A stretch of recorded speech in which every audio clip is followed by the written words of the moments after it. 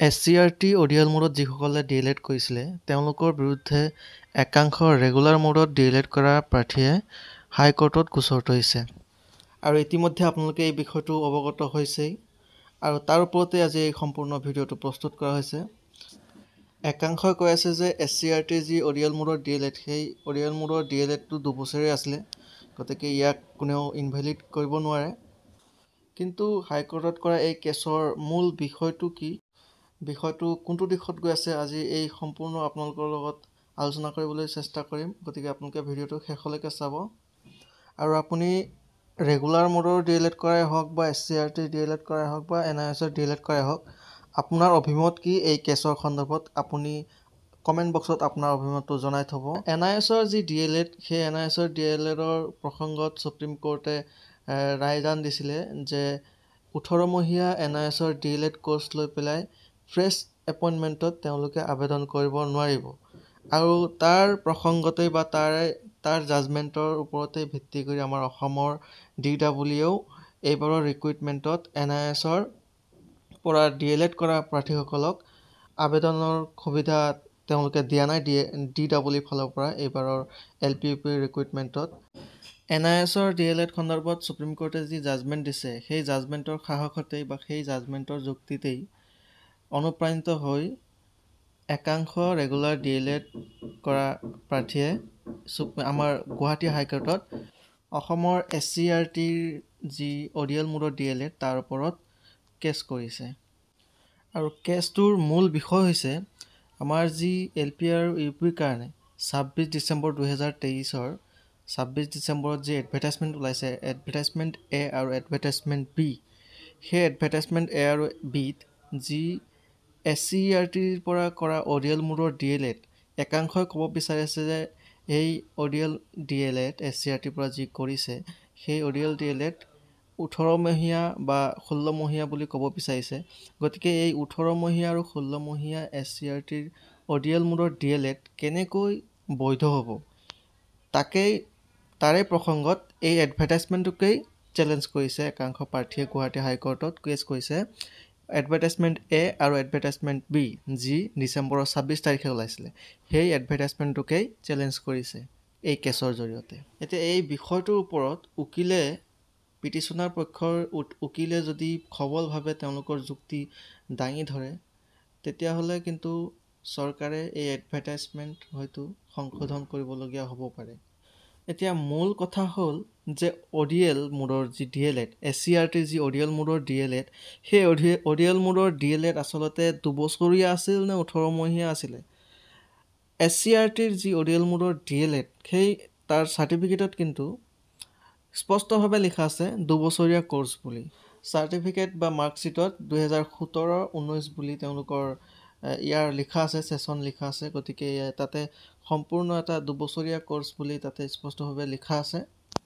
কিন্তু কেছ কৰাসকলে জানিব বিচাৰে যে যি অডিয়েল মোডৰ DLEDৰ প্ৰৱৰ্তন কৰা হৈছিলে SCRTৰ ফালৰ পৰা, যিসকল কেণ্ডিডেটে অডিয়েল মোডত DLED কৰিছে, যিখন ইনষ্টিটিউটৰ পৰা কৰিছে, সেইখন ইনষ্টিটিউট আচলতে অনুমোদিত হয় নে নহয়, বৈধ হয় নে নহয়, বা তেওঁলোকে যি এডমিশ্যন লৈছিলে, সেই এডমিশ্যন লোৱাৰ পৰা তেওঁলোকে চাৰ্টিফিকেট পোৱালৈকে সেয়া সম্পূৰ্ণ এটা 2 বছৰীয়া কোৰ্চ হয় নে নহয়, নে 18 মহীয়া বা 2 বছৰতকৈ কম আছে। লগতে তেওঁলোকে এডমিশ্যন লোৱা তাৰিখৰ পৰা বা তেওঁলোকৰ কোৰ্চ কমপ্লিট হোৱা সময়সীমালৈকে এটা সম্পূৰ্ণ 2 বছৰ এটা ছেছন কমপ্লিট হৈছে নাই, ইত্যাদি ইত্যাদি বিষয়ৰ ওপৰত তেওঁলোকে চেলেঞ্জ কৰিছে বা তেওঁলোকে এই গুৱাহাটী হাইকোৰ্টত ইয়াৰ প্ৰত্যাহ্বান জনাইছে এই এডভাৰটাইজমেণ্টৰ ওপৰত আৰু SCRT অডিয়েলৰ DLEDৰ ওপৰত।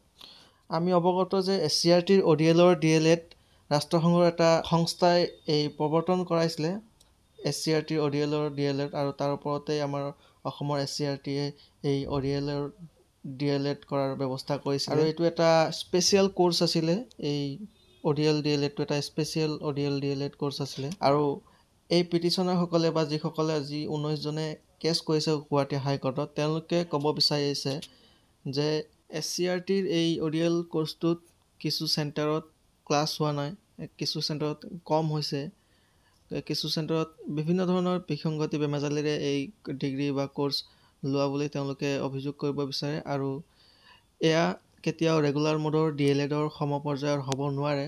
আৰু 2023 চনৰ 26 ডিচেম্বৰত যি এডভাৰটাইজমেণ্ট ওলাইছে LPUPৰ কাৰণে এডভাৰটাইজমেণ্ট A আৰু এডভাৰটাইজমেণ্ট B, তাত এই SCERTৰ ODL মোডৰ DLED প্ৰাৰ্থীসকলে আবেদন কৰাটো তেওঁলোকে যুক্তিসংগত বুলি ক'ব বিচৰা নাই। আৰু তেওঁলোকৰ সাহসটো আহিছে NISৰ DLED সম্পৰ্কত যি সুপ্ৰিম কোৰ্টে ৰায় দিছে সেই তাৰ পৰাহে তেওঁলোকৰ এই সাহসটো গোটাব পাৰিছে।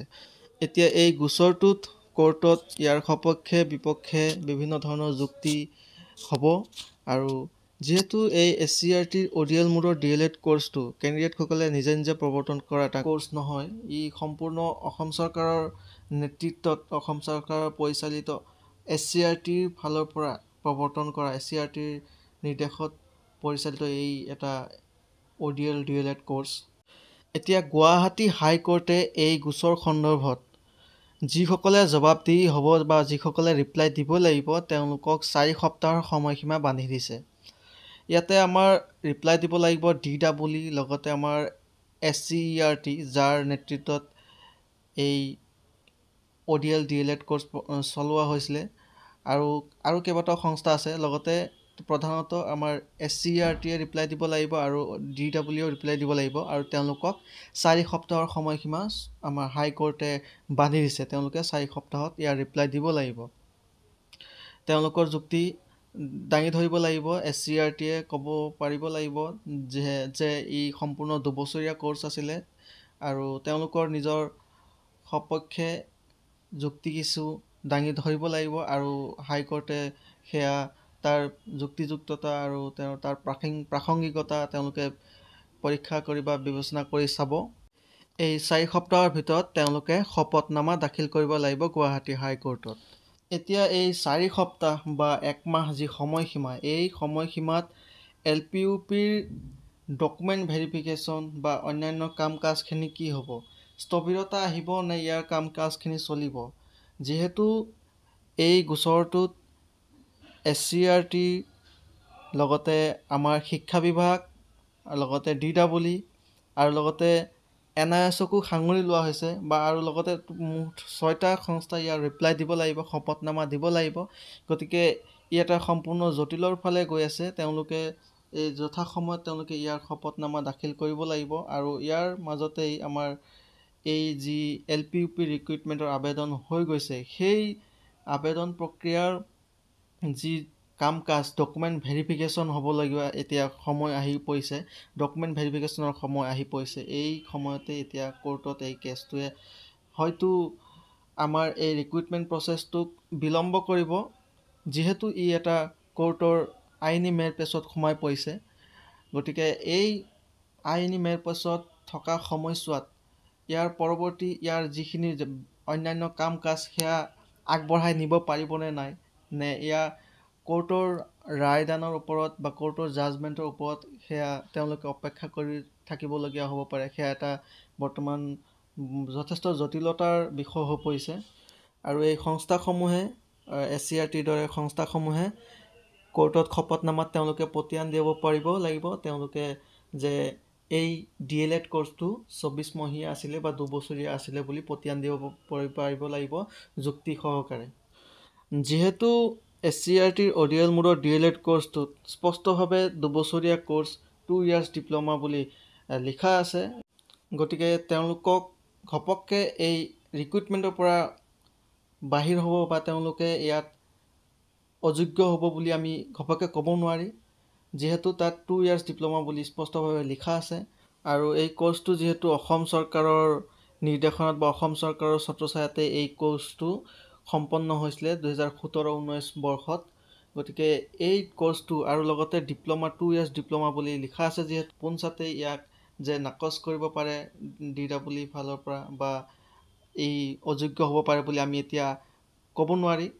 যিহেতু চৰকাৰে তেওঁলোকক 2 বছৰীয়া ডিপ্ল'মা কোৰ্চ বুলি চাৰ্টিফিকেট প্ৰদান কৰিছে আৰু কোৰ্টত যেতিয়া যুক্তিযুক্ততাৰ যুঁজ চলিব, তেতিয়া হয়তো চৰকাৰৰ পক্ষৰ পৰা তেওঁলোকক ODL মোডৰ DLED কৰা SCERT ফালৰ পৰা যিসকল ODL মোডৰ DLED কৰিছিলে তেওঁলোকক চৰকাৰে যৎপৰোনাস্তি চেষ্টা কৰিব যাতে তেওঁলোকক 2 বছৰীয়া DLED কোৰ্চ বুলি প্ৰমাণিত কৰিব পাৰে, যিহেতু চৰকাৰেই এই 2 years ডিপ্ল'মাৰ চাৰ্টিফিকেটখন প্ৰদান কৰিছিলে। আৰু চৰকাৰেই SCERTৰ এই ODL DLED প্ৰাৰ্থীসকলক ৰক্ষা কৰাৰ বা বৈধ কৰাৰ চেষ্টা কৰিব। আৰু যিহেতু আইনৰ কথা, কোৰ্টৰ কথা, তাতে দুয়োটা পক্ষৰ পৰা যুক্তিযুক্ততা প্ৰদৰ্শন কৰিব। যিসকল পিটিশ্যনাৰ পক্ষৰ উকিল, তেওঁলোকে তেওঁলোকৰ নিজৰ দাবী বা তেওঁলোকৰ প্ৰশ্নখিনি, যুক্তিখিনি দাঙি ধৰিব আৰু তাৰ ৰিপ্লাইত বিপৰীত পক্ষৰ বা SCERT পক্ষৰ বা চৰকাৰী পক্ষৰ অধিবক্তাই তেওঁলোকৰ যুক্তিযুক্ততাৰে সেই প্ৰশ্নসমূহৰ সঠিক ৰিপ্লাই দি পেলাই তেওঁলোকৰ পক্ষত নিবলৈ যুঁজ কৰিব। গতিকে এই যুঁজ বা এই যুক্তিযুক্ততাৰ যুঁজত কোন হাৰে কোন জিকে, সেয়া এটা বৰ্তমান সময়ত যথেষ্ট উৎকণ্ঠাৰ বিষয় হৈ পৰিছে।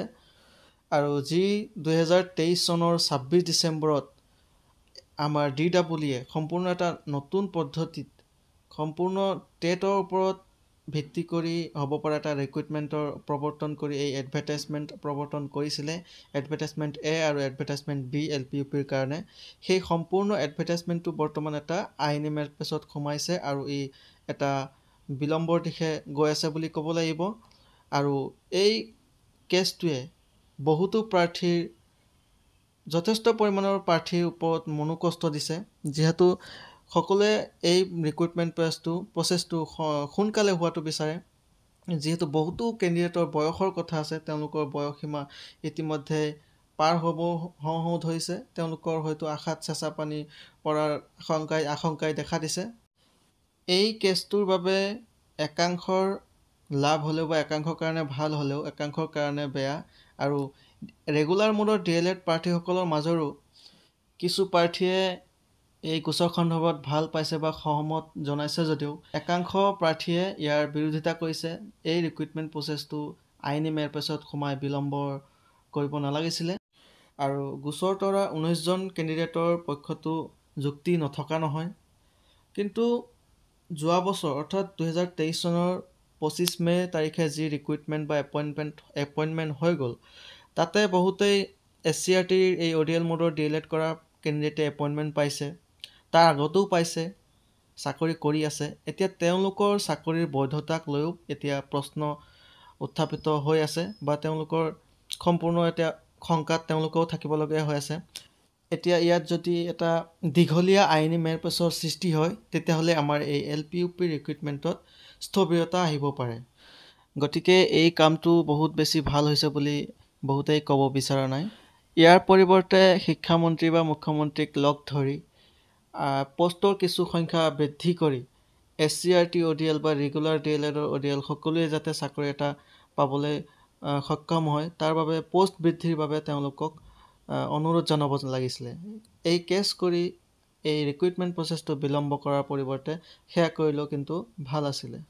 গতিকে যি কি নহওক, যিহেতু এয়া আইনী মেৰপেচত সোমাই পৰিল ইতিমধ্যে, এতিয়া অনাৰেবল হাইকোৰ্টে কি ৰায় দিয়ে, কি জাজমেণ্ট দিয়ে, তাৰ ওপৰত আমাৰ এই LPUP ৰিক্ৰুইটমেণ্টৰ আগন্তুক পদক্ষেপ দেখা যাব। গতিকে আমি এতিয়া SCERT বা যিসকল ৰেছপণ্ডেণ্ট, তেওঁলোকে কি ৰিপ্লাই দিয়ে, তেওঁলোকে কি যুক্তি দিয়ে, সেয়া হ'ব লক্ষণীয়। আৰু জাজমেণ্টটো কি আহে সেয়া হ'ব লক্ষণীয়। গতিকে আমি এতিয়া বৰ্তমান জাজমেণ্টলৈ অপেক্ষা কৰিব লাগিব। গতিকে আপোনালোকে এনেধৰণৰ আপডেট পাই থাকিবলৈ এই চেনেলটো ছাবস্ক্ৰাইব কৰি থ'ব। পৰৱৰ্তী সময়ত আপোনালোকক আকৌ লগ পাম। আজিলৈ ইমানে। Thank U.